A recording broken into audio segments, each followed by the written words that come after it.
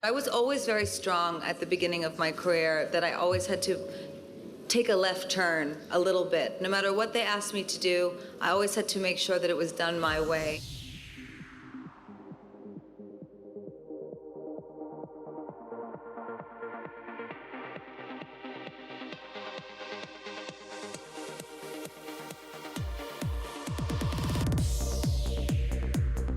Lady Gaga is one of the most unusual pop stars to rise to fame. Her obscure fashion looks and bizarre appearances have elevated her to icon status. Gaga is constantly evolving with her ever-changing sound. She was named the Queen of Pop in a 2011 ranking by Rolling Stone based on record sales and social media metrics. Well, when I was around 19 years old, I was like, I'm gonna make it, and I was dragging my piano around New York, banging on every door to play, and I nothing could stop me. Reinventing herself for every album, award ceremony, and red carpet. And with a strong fan base behind her, she continues to reign as one of the biggest pop stars of the industry.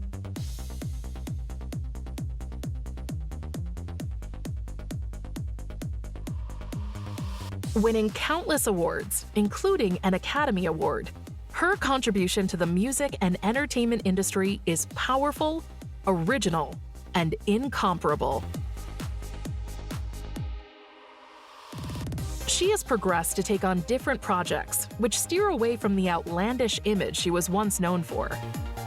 Whether it's releasing a jazz album with Tony Bennett or starring in her first leading role in a Hollywood blockbuster, Gaga shows no signs of slowing down.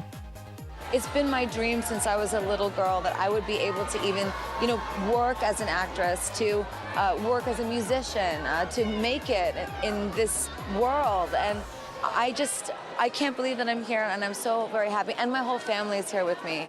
One of the most successful musicians in the world, she continues to reign supreme in all her glory.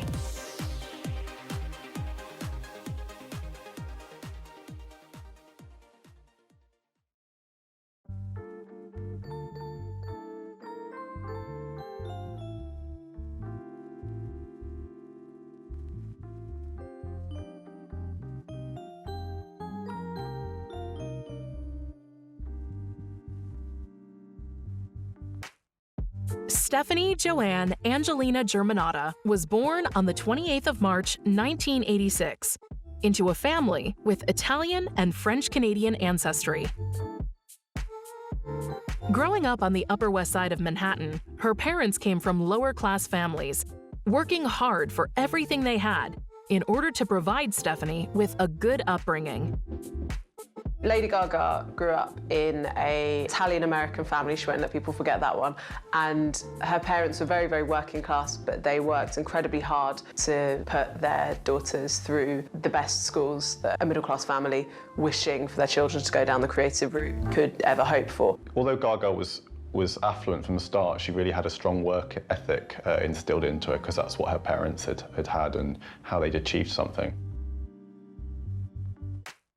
Her musical talent was discovered at the tender age of 4, when she began taking piano lessons. By age 13, she was songwriting. And that's really kind of underpins everything she does. If you go and see Lady Gaga in Las Vegas today, she'll be playing the piano. Obviously, she's known for her kind of really high-powered dance routines and her really big, bombastic performances, but Lady Gaga at her piano is how she started, and she can still deliver in that way today. Stephanie's parents encouraged her to pursue music and acting, enrolling her in a summer creative arts camp while she was on breaks from school. Coming from a religious family, she attended the Convent of the Sacred Heart, a private all-girls Roman Catholic school from age 11, before attending the Lee Strasberg Theater and Film Institute for 10 years to study method acting. While in her teens, she auditioned for many different acting roles and plays with no success. This led her to realize she wasn't meant for the world of acting yet, and pushed her towards focusing on music. Stephanie then went on to attend New York University Tisch School of the Arts, studying music and improving her songwriting skills.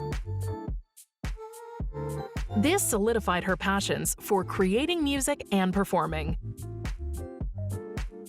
She dropped out in the second semester of her sophomore year to focus on creating music and becoming a performer.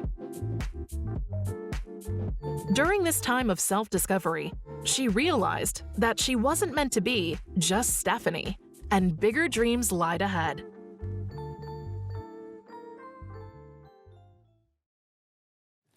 Stephanie's introduction to the music world came through her relationship with music producer Rob Fusari. He wanted to try and kickstart a career for her, and even came up with her star title, Lady Gaga, influenced by the Queen song Radio Gaga. Shortly after recording some demos with Fusari, Lady Gaga got her first signing with Def Jam Records as a songwriter. Before her own music was even released, she was songwriting for other musicians. The contract with Def Jam Records was short-lived, as the company didn't like this persona of Lady Gaga, her edginess and obscure ideas, so they dropped her after 3 months. With a heavy heart, Lady Gaga returned to her home in New York and began to take performing into her own hands. She started up in burlesque clubs and entered into the world of go-go dancing. Fusari continued working on Gaga's demos, wanting to see her succeed. Eventually, she met with producers for Interscope Records and other imprints of the company. This led to her relocation to Los Angeles to focus on releasing a debut album. She also established her own creative team during this time, House of Gaga. No, we all see very eye to eye on things, and we propel one another, and that's what's great about working with your friends and working with people that you really love their work, because you love to see them do great things. Lady Gaga's debut album, The Fame, was released August 19, 2008. The album was very successful and reached #1 in the UK, along with other European countries. The album went on to win a Grammy for Best Electronic Dance Album. You're in LA. Hey guys, well, I just saw 2 music videos, and I'm gonna go to London to see the Dogs. I'm on tour with them now. That's right. You really excited about that? Yes, I'm so excited. Awesome. As we all know, The Fame was a phenomenon really from the start. Her first single, Just Dance, was a #1 hit all around the world.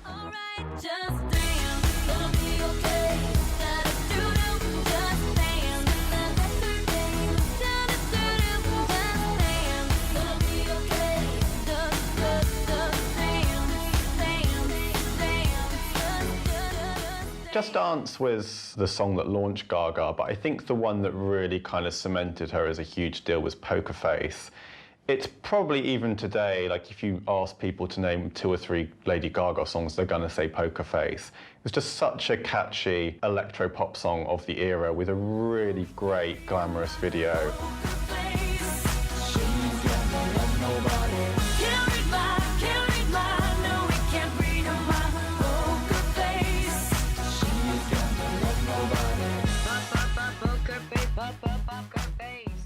Poker Face was the best-selling single of 2009, with 9.8 million copies sold that year.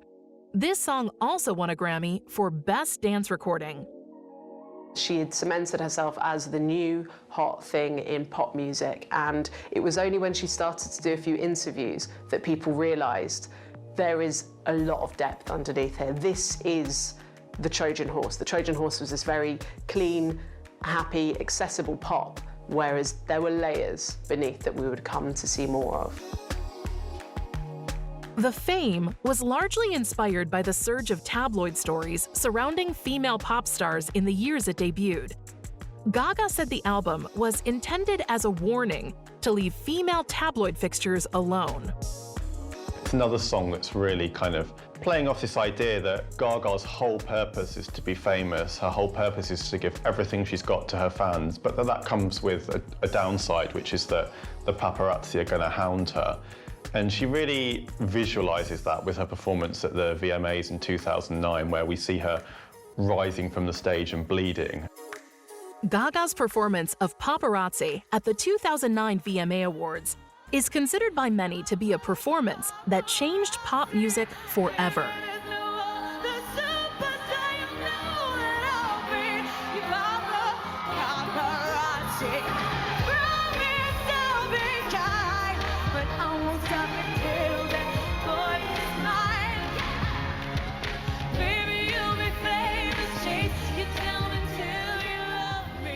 It's really her saying, look, I'm giving you everything I've got, even if it hurts me. That's how deep I'm into what I'm doing. And this isn't just a job for me, this is my life. She completely confounded what was being expected from her.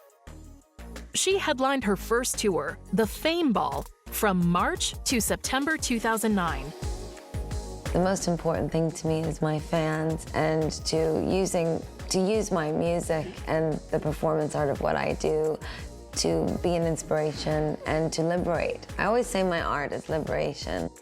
It reminds me why I want to do work like this so much, because I look out into the audience and I hear them singing my music and supporting me, and I think I want to do everything I can to protect them, because some of them are very troubled and insecure and don't feel that they fit in.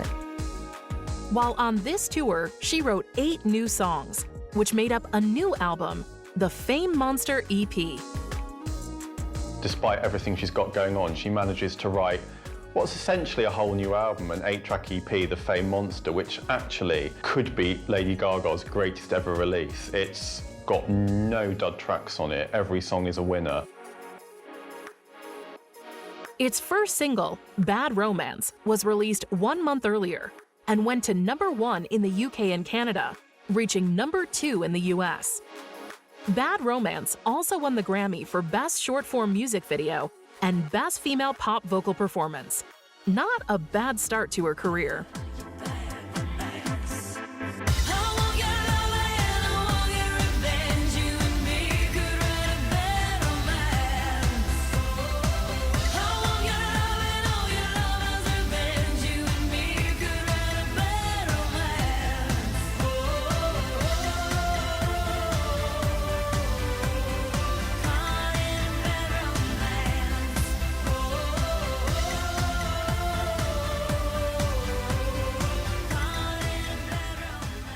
I find it so important to be now a role model and a figure. And I know that that might sound strange to some people who say, oh, but she's so, you know, her clothing and whatever people may think of me. I know what some people may think of me, but most importantly is my connection with my fans and the connection that they breed with one another.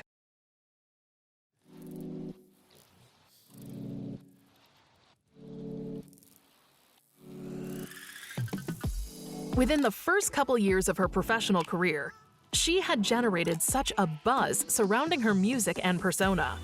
Lady Gaga was who everyone was talking about. Anticipation for her next album was incredible. She had already established a huge fan base who loved her style and the image of being true to yourself. Born This Way, Gaga's second studio album, was released on May 23, 2011, debuting in the top 5 of every major music chart worldwide.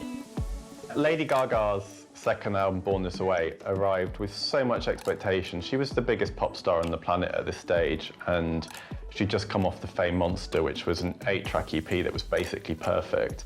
There was a lot of expectation on Lady Gaga to do as well as the Fame Monster. She'd already set up this huge legend around herself as being a pop star who could mess around with our expectations and create wonderful, catchy pop at the same time.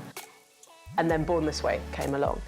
The single of the same name earned a Guinness World Record when it sold more than 1 million copies within 5 days of its release. It was a self-declared gay anthem.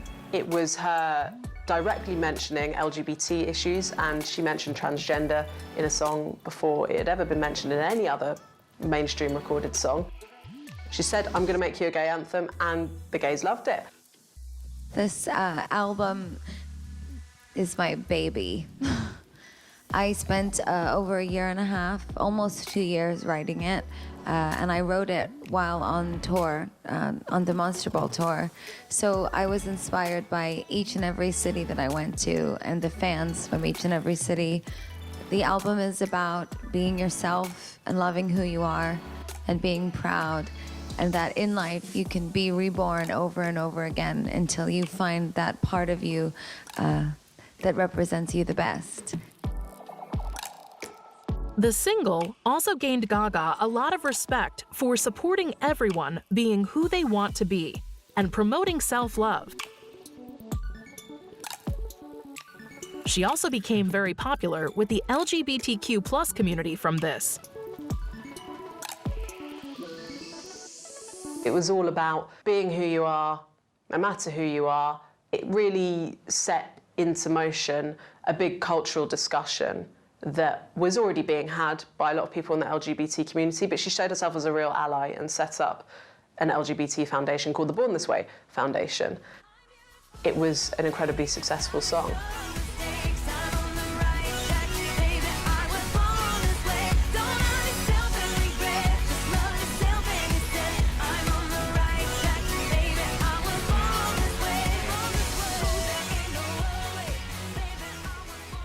I think over time that song has really solidified her relationship with the LGBTQ community.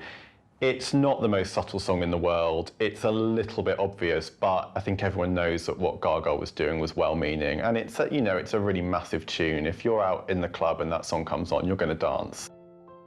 Gaga began work on her third studio album, Artpop, in early 2012, during the Born This Way Ball tour.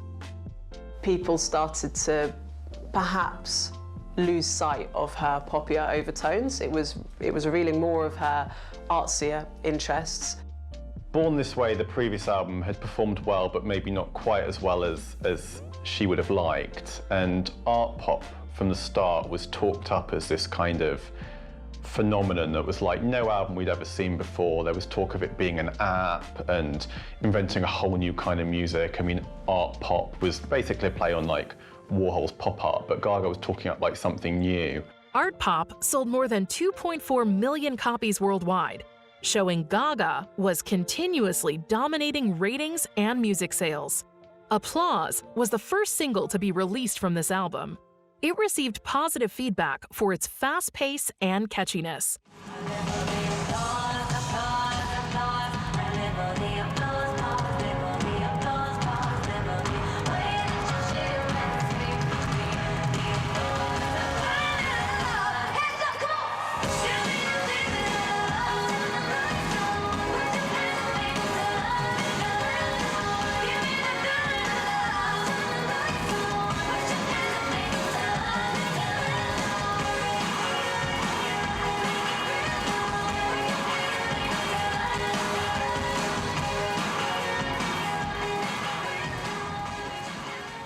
In 2014, Lady Gaga showed the world a new side to her vocals by recording a jazz album with fellow musician Tony Bennett.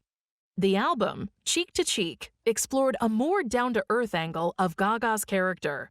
She decided to go to all these old classics and sing with Tony Bennett, this legendary jazz singer, and they sang Cheek to Cheek, which is the biggest song off of that duet album.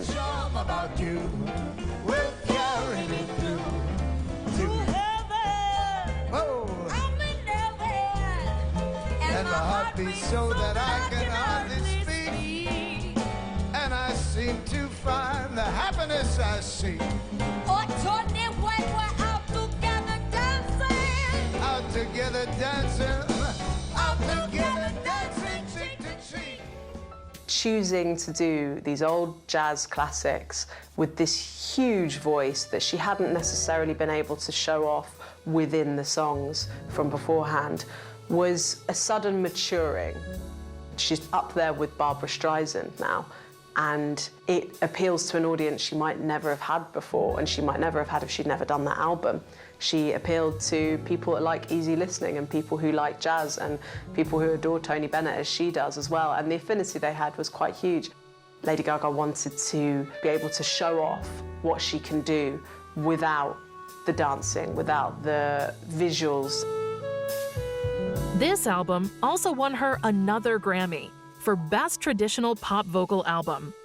At the time, people thought it was a little kind of side project, a little sidestep from her. Actually, 5 years later, we can see it's maybe the beginning of Gaga laying the groundwork to become more of an all-round entertainer. It's showing that she can hold her own vocally with one of the greatest vocalists ever and make a whole album with him. I mean, Tony Bennett has recorded with a lot of younger artists, but Gaga's the only one he's made a full album with. So it's really an endorsement for her kind of her future as a long-term legacy artist. That's why the lady is a tramp. Sometimes I go to Coney Island. Oh, the beach is divine. And I love the Yankees. Jeter's just fine. I follow Rogers and Hart. She sings every line. That's why the lady is a tramp. In 2015, she fulfilled her lifelong dreams of wanting to be an actress by landing a role in American Horror Story Hotel. I always imagined that I would have a long love affair with music and with art and with reading my books and plays. But I never imagined any of this. This is truly magnificent, and I'm extremely honored to be in the company of such talented people tonight. I always wanted to be an actress. I went to acting school for many years, and this is just the best thing that could have ever happened to me, honestly. Lady Gaga joining this series could have been seen as stunt casting, but actually when the show aired, it was impeccable casting. Gaga just brings so much charisma to the role. It really is the start of us seeing her as a really viable, incredible actress. At the 73rd Golden Globe Awards, Gaga received the Best Actress in a Miniseries or Television Film Award for her work on the season. The Countess is very evil. She's not a good-willed kind of person. But what I do find in her, which I am happy to say today, is that after 100 years, she never gave up, no matter what she went through. And you will fail in this business. It's a matter of when. And the true test is if you can continue. Pop stars who try to launch acting careers are often made fun of, but straight away with her first major role, Gaga wins a Golden Globe for Best Actress in a TV series. So straight away, the kind of the stigma that pop stars who try to act tend to get saddled with. Gaga's got an answer to that. She's got a Golden Globe in her cabinet, so straight away she's a viable actress who can look to get bigger roles in the future.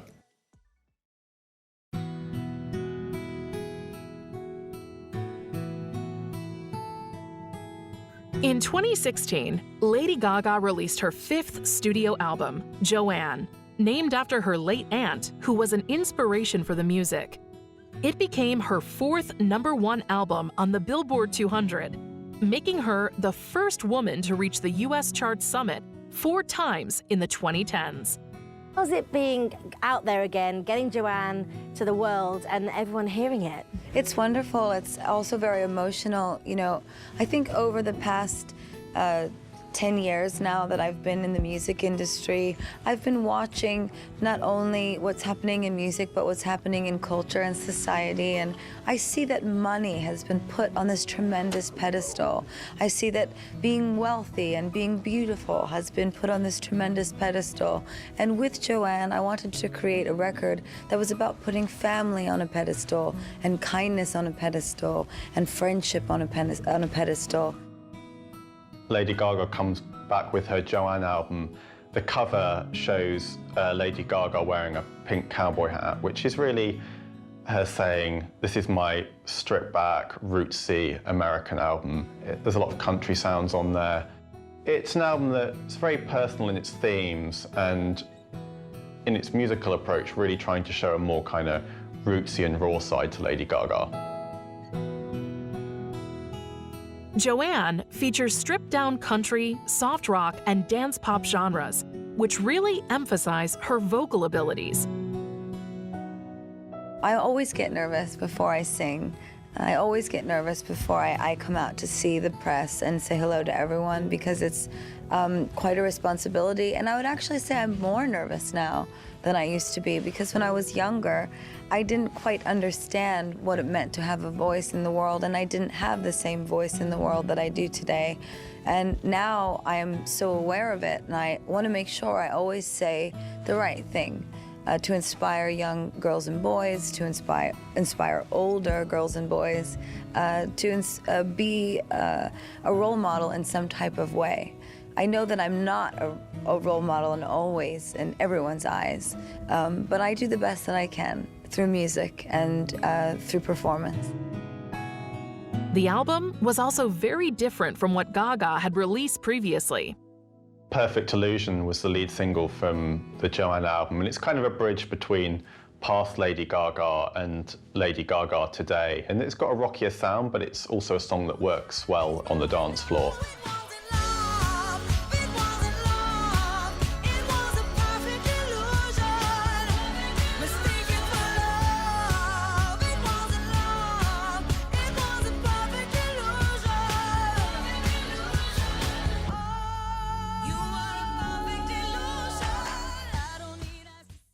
This is a record about being vulnerable.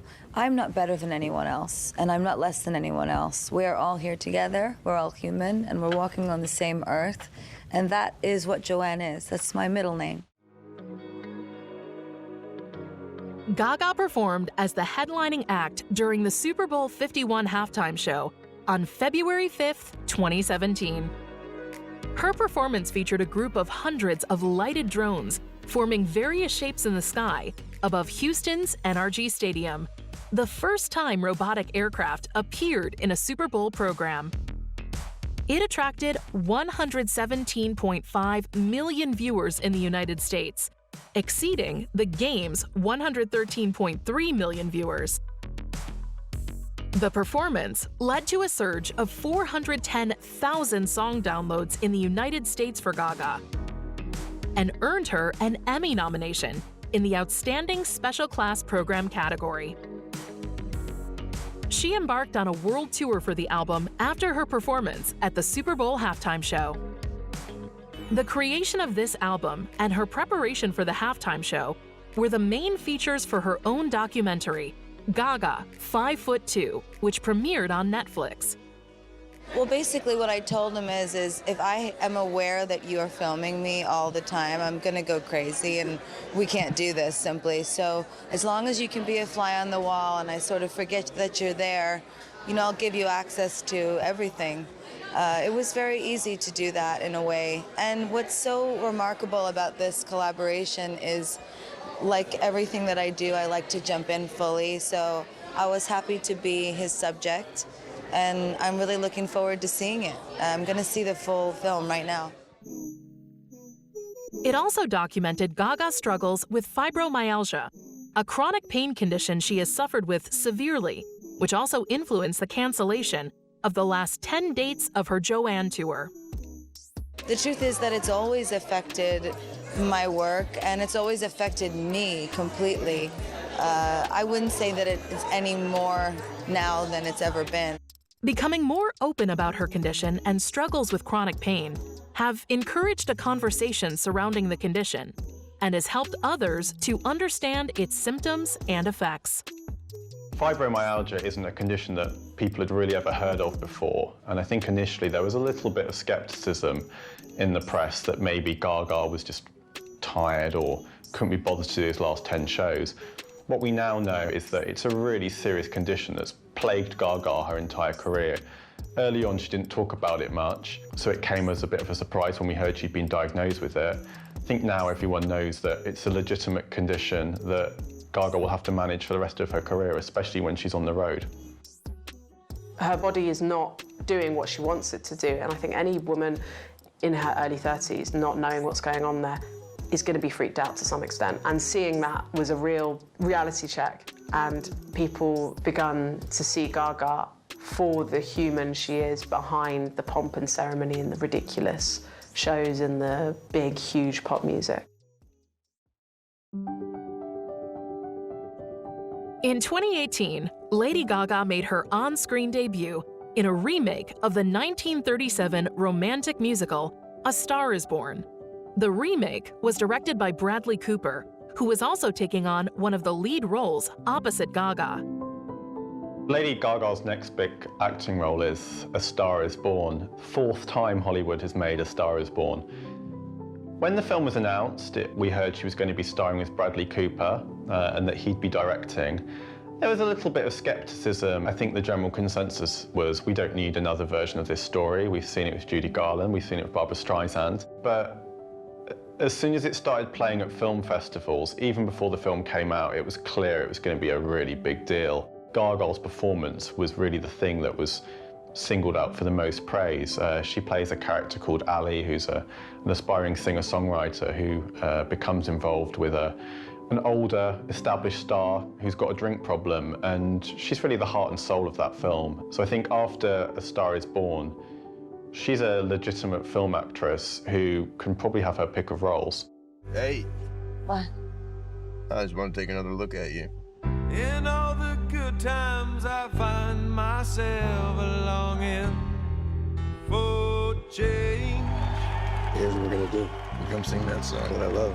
No, I can't do that. Here we go. It's not funny. Jack. Look at me. All you gotta do is trust me.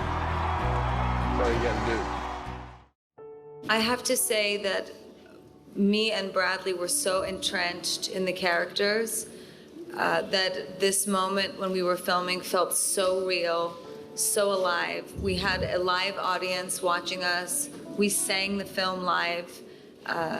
And because I have never done a film before, as an actress, for me, it was very easy to kind of go to a place where I was saying to myself, okay, I've never done this before. This is my first time on film. And get into that circumstance and then go out into play. And she does. Ali has that. She takes a bit of liquid courage. She knocks down the shot glass and she goes out there and she gives it her all. And I remember very well that it was, I think, the last take of the performance. We did many takes of it, and it was the last take, and Bradley came over to me right before and he said, okay, now on this one, I want you just to have fun. And I performed, and I'll never forget it. It really did feel like I was performing my song for the first time. It was very, very special. And I just have to add to that, we can all attest to that. You know, it was special for you, but I wish you could have been there to actually watch it happen, because while we were filming this movie, we also had the opportunity of watching and being a part of watching her sing every day. And it was literally the whole crew would just sit back, and we all kind of forgot we were even doing a job every time she sang. We were just sort of sitting there watching it and feeling very grateful that we were there at this moment to watch this incredible artist do her thing. And that really, it never got old, right? I mean, it was insane. All of a sudden she starts and, you know, the temperature in the room changes. She somehow managed to peddle this line that she was just this little unknown from Manhattan, just trying to make it big in the big city, and not quite acknowledging that she was already a huge star. But it was a comeback in some ways. She'd already had to cancel a load of concerts. People weren't necessarily sure they were going to get another tour out of her. And then she comes along with this story all about a young woman, a lot like herself, going against the odds and making it into a huge star and kind of crushing everyone else in her path. And I've been able over the years to meet some amazing musicians who have done very well in their field, and the one thing that I'd always heard unsolicited was how much respect she has across the community as an artist. Outside of that, I was not that familiar with her, and it wasn't until I heard her sing live where I was absolutely blown away. And then I met her a couple days later, and then once meeting her, it's, you know, she's an incredible human being. And then I got very excited about the idea of her potentially, you know, using all of that magic. What I wasn't aware of was her work ethic. Her work ethic is just unparalleled. The pair had amazing on-screen chemistry and even performed the leading single from the film, Shallow, several times at awards shows. Lady Gaga didn't just star in A Star Is Born. Very cleverly, she exec produced and recorded the soundtrack. She actually wrote a lot of the songs on A Star Is Born with Mark Ronson, who she'd worked with on Joanne. And in hindsight, you can almost see Joanne as kind of a test run for the A Star Is Born soundtrack. The big breakout hit from A Star Is Born is Shallow, her duet with Bradley Cooper, which won Best Song at the Oscars and at the Golden Globes, and is probably up there with Poker Face, now her defining song. When they performed it at the Oscars, it really flipped around what had happened in A Star Is Born. In A Star Is Born, you've got Jackson, who's Cooper, and you've got Ali, who's Lady Gaga, and Jackson's kind of helping Ali into this big wide world of the music industry.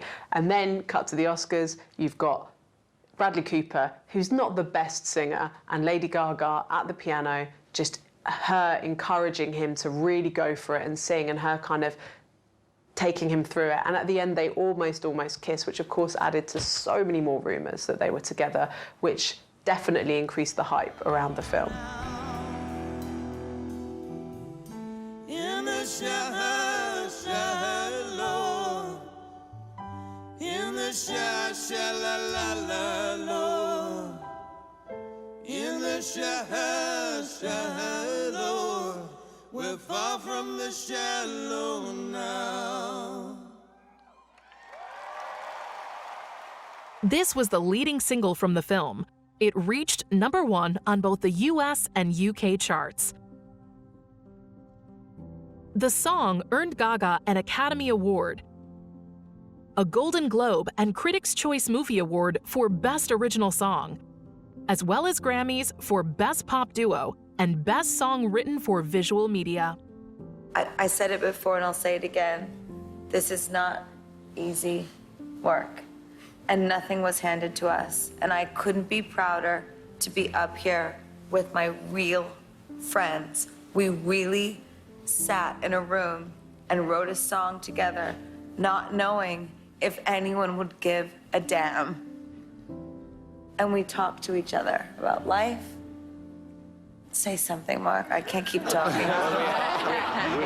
Well, we also, me and her drank a lot of Jameson. She sat at a piano, I'm telling you. Like, Then, not today. She sat at a piano, and we all had headphones on, and there was like this slightly quiet, hushed vibe in the room, and Anthony was playing a guitar, and I remember when she first was kind of like throwing out melody, she's like, "Tell me something, girl," and all my hair stood up, and I thought, like, it felt like someone hugging my soul from like the heavens. And that's what this song has. It has melancholy, it has triumph, it has the feeling of a hug, all these things. And then the performance in the film and Bradley's direction is what then put it in everyone's hearts. So Yes. That's all I could really. We have to thank Bradley tremendously, because the truth is, everybody in this room knows this song would not be what it is without this film and without Bradley Cooper and without his incredible voice on this record and without the way he shot this moment in this film.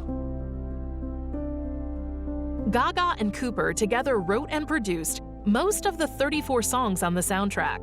As of June 2019, the soundtrack had sold over 6 million copies worldwide. It just means the world to me. You know, I love acting so much. I've always wanted to be an actress, and I worked really, really hard on transforming into Ali. You know, she's nothing like me. She's nothing like how I was when I decided I wanted to go for it and be a musician and be a songwriter and, you know, become all of the dreams that I had. To be honored this evening is a recognition of hard work. And, you know, I just want every little girl and little boy and people of all sexual identities that are out there to know that you can dream big, and if you work hard, you can achieve whatever that you want.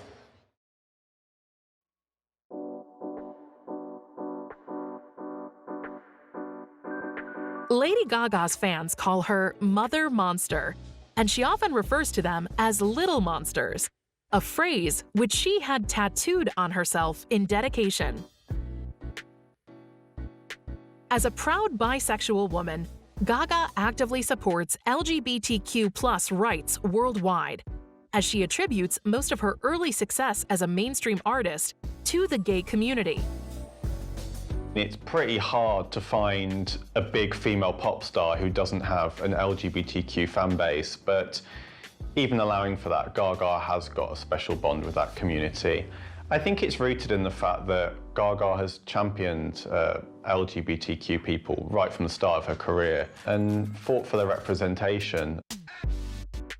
She highlights LGBT people, but also sings about a defiance, about pushing through, about evolving, and about the wonders of just letting yourself go on the dance floor. Her fostering of the monsters, of the weird people, of the strange and obscure and the avant-garde is always going to lend itself to her being great to this community. I hope that everyone there in Sydney feels so much joy and celebrates all sexual identities. And I also have a true dream in our future as we evolve as humanity, that these award shows will not be male and female, but that we include everyone. Her music is relatable as she writes about being yourself, accepting who you are, and depicts herself as someone who never fit in properly, but she's proud of who she is today, a message she spreads to the community. I believe in the power of music to change people's lives. Not necessarily my music, but music in general. And I want to do everything that I can to mobilize the youth to be aware of what's going on worldwide and help one another. Throughout her career, she has worn a large variety of daring outfits, such as her bloodied outfit in performance at the VMAs 2009, the meat dress at the 2010 MTV Video Music Awards, always accessorizing and wearing extreme platform heels. Her outfit at the Met Gala 2019 got heads turning as she had a four-piece outfit change throughout her walk on the carpet, fitting with the year's camp theme.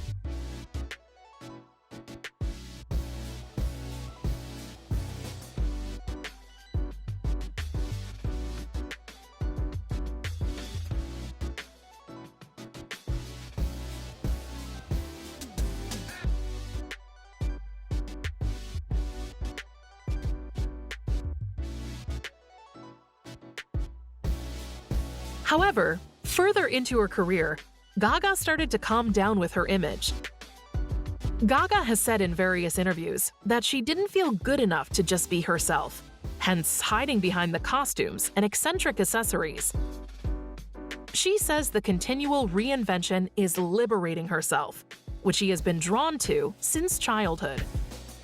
After making progress in her career and finding her true self, she can keep a stripped-back appearance and still be a fan favorite.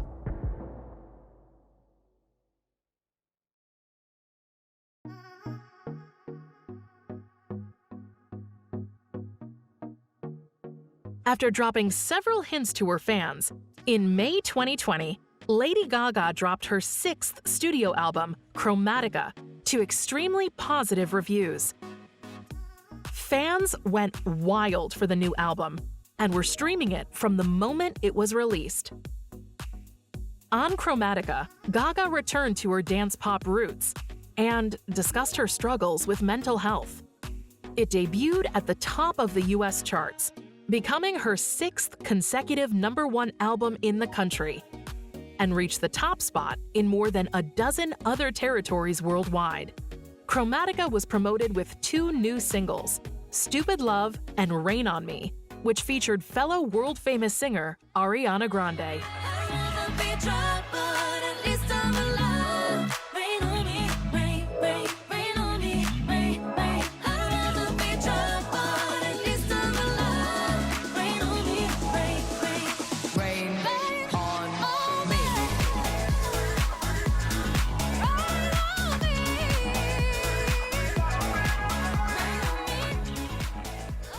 Rain on Me won the award for Best Pop Duo Group Performance at the 63rd Grammys and debuted at #1 in the US, making Gaga the 3rd artist to top the country's charts in the 2000s, 2010s, and 2020s.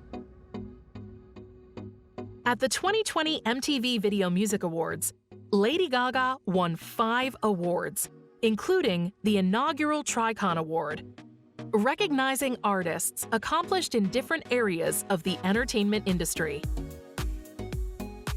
On January 20th, 2021, during the inauguration of Joe Biden as the 46th President of the United States, Lady Gaga sang the national anthem.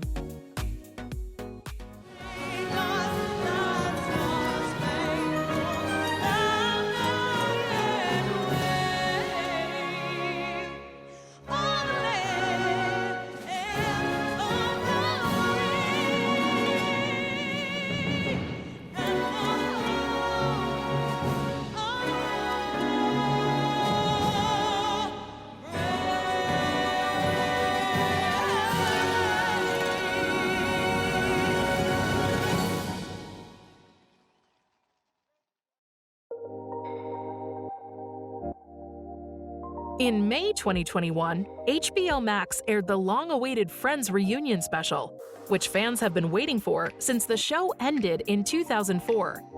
Lady Gaga became part of the reunion special when she sang alongside Lisa Kudrow on the set of the infamous Central Perk Cafe. They performed Smelly Cat, a song that was made popular by Kudrow's on-screen character, Phoebe Buffay. Take you to the vet, you're obviously not their favorite pet. You may not be a bed of roses, and you're no friend of those with the noses. Smelly cat, what are they feeding you? Smelly cat, it's not your fault.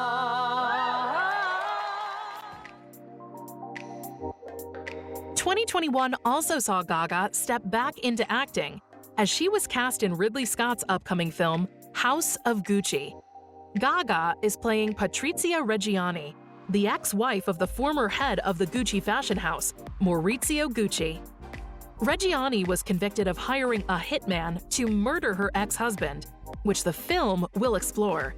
The press has managed to capture a glimpse at Gaga on the set, as a release date has not yet been revealed. In May 2021, to celebrate the 10th anniversary of Born This Way and its impact, West Hollywood Mayor Lindsay P. Horvath presented a key to the city to Gaga and declared May 23rd as Born This Way Day.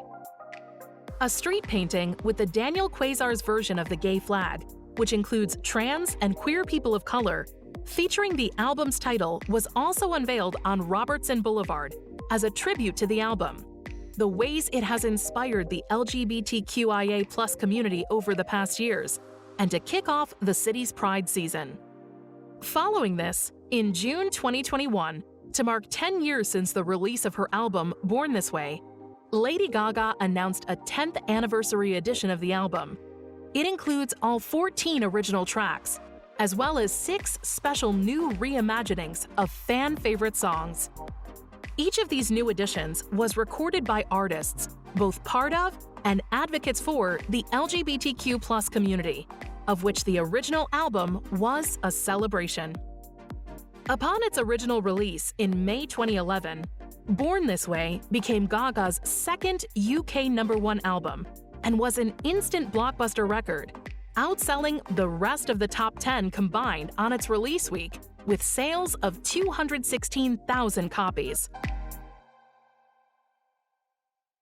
Lady Gaga is one of the world's best-selling music artists, with estimated sales of 124 million records as of 2014, and has produced some of the best-selling singles of all time.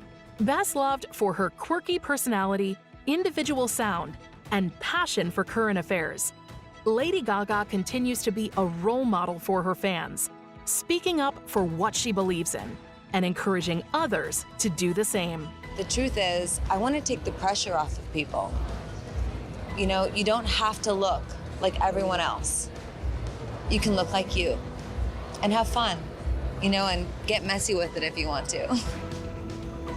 A consistent passion for everything she does, the predictions for the future of Gaga are pretty wild. Gaga continues to take the world by storm, following her own motto, life is a performance.